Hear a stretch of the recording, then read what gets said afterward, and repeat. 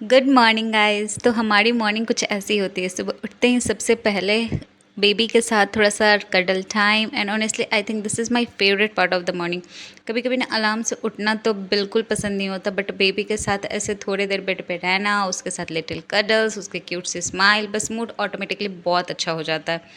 उसके बाद मैं राज को लेकर बालकनी में आ गई थोड़ी देर मॉर्निंग सनलाइट के लिए। वैसे ये हमारी कोई डेली फिक्स्ड रूटीन नहीं है, बट आज थोड़ा डिफरेंट था क्योंकि आज मुझे खाना नहीं बनाना था। तो ऑनेस्टली मुझे कभी भी थोड़ा एक्स्ट्रा टाइम मिल गया तो मैं सोचती हूँ कि चलो इराज के साथ इसको स्पेंड करते हैं। इराज को भी बालकनी में आना काफ़ी पसंद है। बस बाहर आते इधर उधर देखना, फ्रेश हवा एंजॉय करना और अपनी ही दुनिया में बिजी रहना। और मुझे भी ऐसे मोमेंट्स बहुत अच्छे लगते हैं क्योंकि नॉर्मली सुबह से ही घर के कामों में लग जाती हूँ। तो आज का मॉर्निंग बहुत ही स्लो था एंड ऑनेस्टली मुझे कभी कभी ऐसे मॉर्निंग्स की बहुत ज़्यादा ज़रूरी होती है, बहुत ही रिलीफ फील होता है। फिर आया इराज के मसाज का टाइम। मॉर्निंग में उसको थोड़ी देर मसाज देना मुझे अच्छा लगता है। और मसाज के बाद ऑब्वियसली सर्जी का शावर टाइम। तो बस मसाज किया, फिर इराज को नहलाया और उसको रेडी करने में लग गई। बेबी को रेडी करना सुनने में जितना इजी लगता है ना, एक्चुअली उतना होता नहीं है। कपड़े पहनाओ, डायपर चेंज करो, फिर कोई एक चीज़ हाथ में पकड़ के बैठ जाए, छोड़ने का नाम ही नहीं लेता। और रेडी करते करते मैं आनंद से भी बातें कर रही थी। मतलब हमारे घर में मल्टीटास्किंग ऐसे ही चलती है, एक तरफ बेबी, दूसरी तरफ हस्बैंड से कॉन्वर्सेशन, बीच बीच में पता नहीं कितनी चीज़ें। फिर इराज के बाल कॉम्ब किए और बस रेडी हो गया हमारा लिटिल बॉय। ऑनेस्टली बेबी को रेडी करने के बाद जब वो फ्रेश फ्रेश और क्यूट सा लगता है ना, तो सारी की सारी मेहनत वर्थ लगने लगती है। मैं कभी इसके ऊपर सेपरेट वीडियो बनाऊंगी कि मैं इराज के लिए कौन से प्रोडक्ट यूज़ करती हूँ, चाहे उसके शावर के लिए हो या फिर उसका पाउडर, उसका लोशन, उसका क्रीम, उसका डाइपर, उसका ये जो मैं कॉम यूज़ कर रही हूँ वो कौन से ब्रांड का है, A to Z thing. Then उसके बाद मैं आ जाती हूँ किचन में और सबसे पहले अपने लिए और आनंद के लिए ल्यूकवार्म वाटर बना लिया। आज वैसे भी मुझे कुकिंग नहीं करनी थी तो किचन में थोड़ा रिलैक्स टाइम मिल गया। बस पानी ल्यूकवार्म किया, उसमें लेमन ऐड किया और हो गया हमारा lemon water ready. Lemon water के बाद में मैं ब्रेकफास्ट की प्रिपरेशन में लग गई। आज ब्रेकफास्ट में कुछ हैवी नहीं था तो मैंने सोचा फ्रूट्स ही रखते हैं। सबसे पहले पपाया निकाला, उसको वॉश किया, पील किया, फिर कट करने लगी। साथ ही में थोड़ी गुआवा भी ले ली थी। ऑनेस्टली मुझे फ्रूट्स वाला ब्रेकफास्ट काफ़ी ईजी लगता है, स्पेशली जब कुकिंग का मूड नहीं हो या थोड़ा लाइट खाना हो। और आज तो वैसे भी किचन में ज़्यादा काम था नहीं, तो आराम से फ्रूट्स कट किए, वॉश किए, कोई जल्दी नहीं थी। बस एक एक करके सब प्रिपेयर कर लिया और ब्रेकफास्ट ऑलमोस्ट रेडी हो गया था। तो ब्रेकफास्ट करने के लिए मैंने प्लेट में उसको कट करके रख दिया, फिर मैं लग गई दूसरे काम में। फ्रूट्स प्रिपेयर करने के बाद मैंने सोचा कि आनंद के लिए सत्तू छाछ बना देती हूँ क्योंकि उसके बाद वो ऑफिस के लिए निकलना था उसको। तो फिर मैं सत्तू छाछ की भी तैयारी करने लगी। ऐसे सत्तू छाछ में कुछ करना नहीं होता, उसमें बस आप सत्तू डालें, मतलब जितनी कंसिस्टेंसी में आपको पसंद है। अगर आपको सत्तू थिक पसंद है तो आप ज़्यादा ले सकते हैं। आनंद थिक पीता है तो मैं उसके लिए थोड़ी सी ज़्यादा सत्तू डालती हूँ।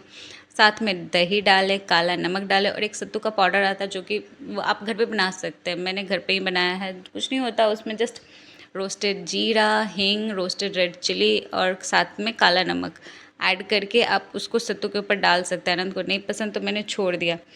और उसके जाने के बाद मुझे याद आया कि मेरा लेमन वाटर तो मैं कब का बना के रख चुकी हूँ और फाइनली 9 बज गए थे। तो मैंने सोचा चलो अब आराम से अपना लेमन वाटर पी लेती हूँ। इराज सो गया था तो इराज को सुलाने के बाद मैं चली गई बाथ लेने, क्योंकि मम्मी को अपना बाथ लेने का टाइम बेबी के स्लीपिंग शेड्यूल के हिसाब से ही मिलता है। नहाने के बाद कपड़े सूखने डाले और जैसे ही वापस रूम में आई, ऑब्वियसली जनाब उठ चुके थे। मतलब बेबी के सोने पर मम्मी के पास जितना भी काम होता है ना, वो सब एग्जैक्टली उसी टाइम याद आता है और जैसे ही मम्मी कुछ करने लगे बेबी की आंखें खुल जाती है। तो इराज को बेड पर बैठा दिया और उसको एंटरटेन करते करते मैंने सोचा कि चलो अपना थोड़ा सा स्किन केयर भी कर लेती हूँ। लेकिन मेरा स्किन केयर रूटीन भी बहुत सिंपल है, बस सनस्क्रीन और थोड़ा सा लिप टिंट। ऑनेस्टली मम्मी बनने के बाद 10 स्टेप स्किन केयर रूटीन का तो पता नहीं, बस सनस्क्रीन लग जाए और थोड़े से लिप पे कलर आ जाए तो मुझे लगता है बस आज के लिए ग्लो कंप्लीट। और साइड में इराज अपनी मस्ती में बिजी था तो मैं उससे भी बातें करते हुए अपना स्किन केयर कर रही थी। बस इसी तरह थोड़ा बेबी का एंटरटेनमेंट, थोड़ा मम्मी का सेल्फ केयर, दोनों साथ साथ चलता है हमारा। फिर मैं किचन की तरफ जा रही थी अपना ब्रेकफास्ट लेने, तभी देखा कि बाहर बारिश स्टार्ट हो गई है। ऑब्वियसली जो कपड़े मैंने अभी थोड़ी देर पहले बाहर सूखने डाले थे वे सारे बाहर ही थे। मैंने सोचा वाह क्या परफेक्ट टाइमिंग है, तो मैंने कपड़े सूखने डाले और बारिश भी उसी टाइम हो गई। एनीवेज़ फिर मैंने अपना ब्रेकफास्ट लिया और जो फ्रूट्स मैंने थोड़ी देर पहले कट किए थे वही खा रही हूँ। साथ ही मैं इराज को भी अपने साथ खिलाती हूँ क्योंकि उसका टीथिंग फेज चल रहा है तो वो कुछ भी बाइट करने के लिए दौड़ता है। ब्रेकफास्ट के बाद अब मेरी नज़र उन बचे हुए कपड़ों पे गई तो सोचा चलो इनको भी निपटा देते हैं। इराज को मैंने बेड पे बिठाया, उसके हाथ में एक टॉय दे दिया और फिर मैं साइड में कपड़े आयरन करने लगी।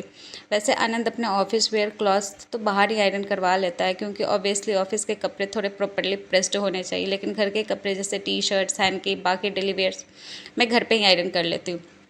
और मम्मी लाइफ में ना कभी भी काम ख़त्म ही नहीं होता, एक काम फिनिश करो तो सामने दूसरा। तो मैं कपड़े आयरन कर भी रही थी, आयरन करते करते विराज को बीच में इंटरटेन भी कर रही थी। ऑनेस्टली बेबी के साथ घर का काम करने का एक अलग ही लेवल का मल्टीटास्किंग है। फिर आ गया था लंच का टाइम और मुझे पता था कि रूम में बैठा के खिलाना इज़ नॉट ईजी क्योंकि इराज कभी भी रूम में नहीं खाता है। तो मैं इराज को लेकर बालकनी में आ गई और उसको थोड़ा देर घुमा घुमा के लंच कराने लगी। आज उसके लिए मैश्ड बनाना था और इसका एक अलग ही रूल है, मतलब आप रूम में बिठा के कितनी भी कोशिश कर लो वो नहीं खाएगा, लेकिन बालकनी में अगर क्रोज, काउज, डॉगी कुछ भी दिखता है रोड पर वो एक एक बाइट करके उनको देखते देखते खा लेता है। पता नहीं बेबीज़ के लिए खाना खाने से ज़्यादा इंटरेस्टिंग दुनिया ऑब्जर्व करना क्यों होता है, बट समहाउ इसी तरह घूमते घूमते उसका लंच हो गया। उसके बाद फाइनली मेरी लंच की बारी आई। आज मैंने कुकिंग नहीं की थी तो मैंने लंच बाहर से ऑर्डर किया था। आज मेरा लंच था patty kulcha and chole. Around 2 बजे जाके फाइनली मैंने अपना लंच पीस फुल्ली कंप्लीट कर पाई थी। लंच के बाद अब मेरी बारी थी रूम को थोड़ा सेट करने की। सबसे पहले इराज को उसके क्यूट से एलिफेंट सोफा में बैठा दिया और हाथ में एक टॉय दे दिया ताकि मैं पीसफुल्ली बेड सेट कर पाऊँ। फिर मैंने बेड को प्रॉपरली सेट किया, पिलोज़, बेडशीट सब ठीक किया और ऑनेस्टली बेड उस ड्रेसिंग वाली एरिया पे जो कि काफ़ी ज़्यादा फैला हुआ था, बस थोड़ा थोड़ा करके चीज़ें अपनी जगह पर रखी। ड्रेसिंग एरिया को थोड़ा टाइडी किया, रूम को फाइनली एक प्रॉपर क्लीन लुक दिया। मुझे पर्सनली ना जब रूम क्लीन और ऑर्गेनाइज्ड होता है तो बहुत ही माइंड फ्रेश और ऑटोमेटिकली थोड़ा रिलैक्स्ड फील करता है। आज काफ़ी सारे सारे छोटे छोटे काम हो गए थे, सोचा चलो रूम भी रेसिस्ट कर ही देते। शाम होते होते वेदर एकदम ब्यूटीफुल हो गया था, स्काई में इतना प्रीटी पिंक कलर था कि बस देखते ही मन कर रहा था। फिर मैंने सोचा कि चलो शाम की पूजा की तैयारी भी कर लेती हूँ, तो पूजा के बर्तन क्लीन किए और फिर भगवान जी के पास शाम का दिया जलाया। ऑनेस्टली दिन चाहे कितना भी हेक्टिक। इसके बाद मैंने अपना थोड़ा सा वर्कआउट किया, 30 मिनट के अप्रॉक्स। वर्कआउट के बाद फाइनली डिनर की प्रिपरेशन स्टार्ट किया। आज डिनर में मैंने बनाया बेसन का चीला। सबसे पहले बेसन का बैटर रेडी किया, थोड़ा थोड़ा पानी कर डाला, कंसिस्टेंसी चेक की क्योंकि चीला का ना बैटर ना ज़्यादा थिक होना चाहिए ना बहुत पतला। बैटर रेडी हो गया तो फिर बस तवा को गरम किया एंड 1 बाय 1 चीले बनाने लगे। एंड ऑनेस्टली बेसन का चीला मुझे एकदम सिंपल और क्विक डिनर लगता है, ज़्यादा प्रिपरेशन भी नहीं और टेस्टी भी। चीला रेडी हुए तो मैंने उसको दही के साथ एंजॉय किया और बस मेरा डिनर हो गया। तब तक इराज भी सो चुका था। इराज को सुलाकर हमने भी सोचा कि चलो बस आज के लिए इनफ, अब हम भी सोने